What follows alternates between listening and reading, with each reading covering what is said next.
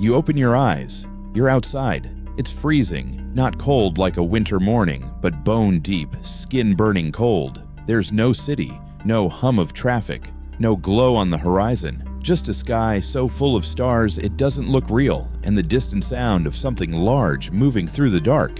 You have nothing. No phone, no shoes, no idea what just happened. You are 20,000 years in the past, and you have about 6 minutes before your situation becomes life-threatening. What you do next determines whether you survive the next 24 hours. Most people wouldn't make it past the first night. Here's exactly why. But before we get to the dangers, let's talk about what you'd actually see the moment you arrived. The first thing that would hit you isn't the cold, it's the silence. No engines, no electrical hum, no distant sirens, just wind, animals, and the sound of your own breathing.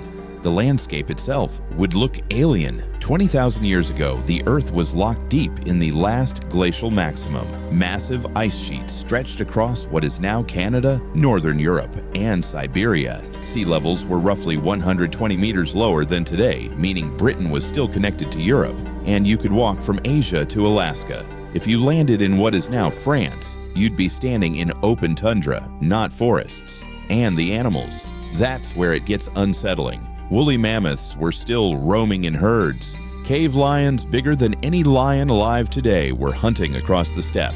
Cave hyenas, short-faced bears, gigantic deer with antlers wider than a car. This wasn't a peaceful prehistoric idyll, it was a planet operating at full predator capacity, and you just arrived unarmed, confused, and wearing whatever you had on. And that's before you realize the most dangerous thing out there might not be an animal at all. Hypothermia. That's what kills most people in survival situations. And 20,000 years ago, the average temperature in Europe was roughly 10 to 15 degrees Celsius colder than today. You need fire within the first hour, not eventually, immediately.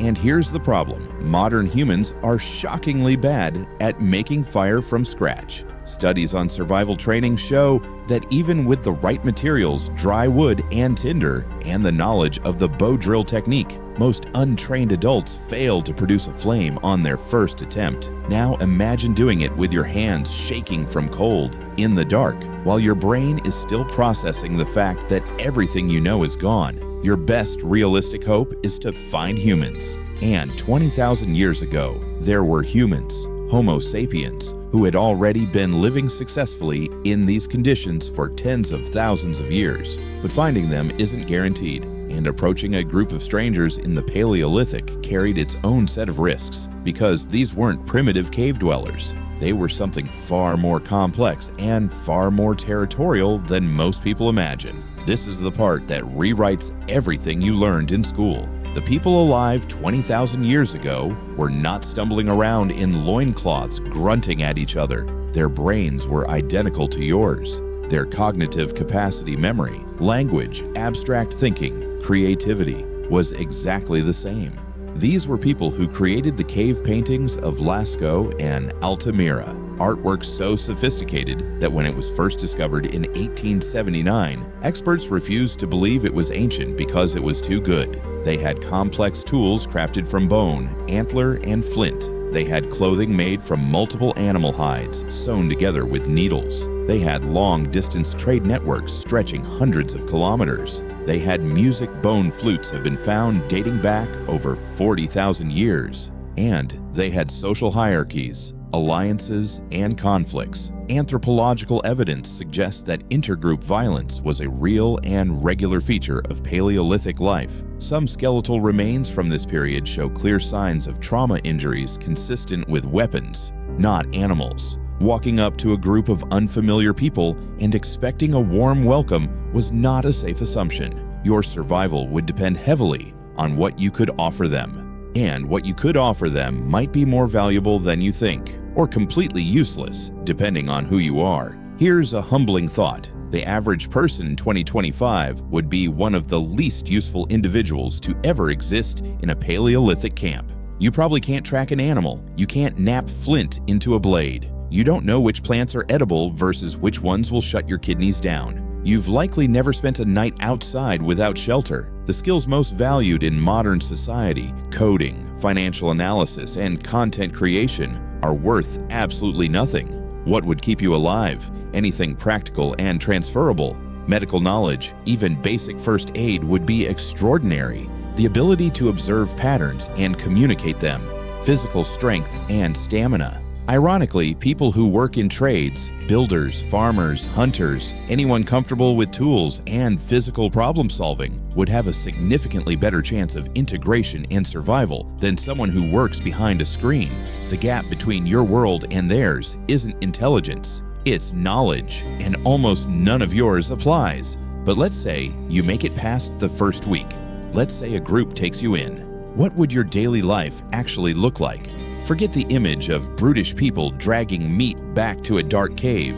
Paleolithic life was structured, communal, and in many ways physically superior to ours. Hunter-gatherer groups studied in the modern era who lived the closest thing to ancient lifestyles still available typically work around 4 to 5 hours per day to meet all their food and shelter needs. The rest of the time is spent on social bonding, storytelling, crafting, and rest. Anthropologist Marshall Solins famously called Stone Age people the original affluent society, not because they had more stuff, but because they needed less and had more time. The food, assuming you could stomach it, would actually be nutritionally dense. Fresh game, organ meats, roots, berries, nuts. No processed ingredients, no sugar spikes, no seed oils. Researchers who have analyzed Paleolithic skeletal remains consistently find evidence of strong bones, good teeth, and remarkable physical health, at least in those who survived childhood and avoided trauma. You would be cold, and you would be in danger, but you would not be hungry or bored. You might, quietly, be healthier than you've ever been.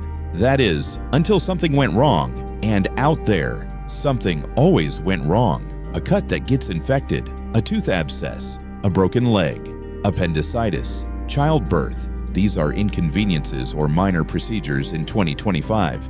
In 20,000 BC, they are death sentences. Researchers estimate that roughly 50% of children in Paleolithic societies did not survive to adulthood. Adult life expectancy, while not as low as often quoted, was dramatically shaped by injury and infection. The absence of antibiotics means that a wound that becomes infected common in a life spent in the outdoors with sharp tools and wild animals has a serious chance of killing you within days. There were no doctors, no surgeries, no painkillers beyond whatever plants they had discovered by trial and error. People managed pain through community, ritual, and sheer endurance. And here's the thing about that. If you've spent your entire life with access to modern medicine, your pain tolerance, your immune response to certain infections, and your psychological resilience in the face of physical suffering are almost certainly below the baseline of every adult around you. You are not built for this world. Your body doesn't know that yet, but it will find out. And yet people didn't just survive this world, they thrived in it for hundreds of thousands of years. That says something about us that we tend to forget. Here's the part nobody talks about when they imagine time travel to the ancient past. It wouldn't just be terrifying, it would be clarifying. Every single thing we treat as essential would be revealed as optional. The notifications, the schedules, the manufactured urgency of modern life, none of it would exist. What would remain is the same thing that's always remained: fire, food, shelter, community, and story. The people who lived 20,000 years ago didn't have more. They had less of everything except time and each other. And somehow, from those cold nights around fires with nothing but their own minds and their voices, they built everything that came after: the art, the language, the myth, the music, the social bonds that eventually became civilization. You wouldn't survive a week back there, probably, but the version of you that did. And maybe that's the most unsettling thing about looking back that far. It's not how different they were, it's how much we've changed and how little of it was actually necessary.